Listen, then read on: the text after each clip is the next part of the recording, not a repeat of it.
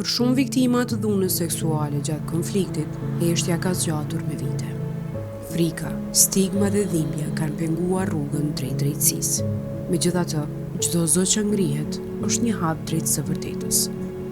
Çdo rast i paraqitur është dëshmi se krimët nuk harrohen dhe nuk duhet të mbesin pa ndryshkim. Njëri nga këta zëra që gjeti forcën për të kërkuar drejtësi është edhe shpresa. Me mbështetjen e vazhdueshme psikologjike dhe juridike nga QKRMT, ajo arriti të gjejë guximin për të thyer heshtjen dhe për të përballur me kryesinë në gjykatë. Pavarësisht sfidave emocionale dhe rrugtimit të vështirë, shpresa nuk u dorëzua. Ajo vazhdoi përpara dhe arriti të fitojë betejën e saj për drejtësi. Sot, historia e saj dëshmon se drejtësia është e mundur dhe se askush nuk mund ta përballojë këtë rrugtim i vetëm. Nuk jeni vetëm.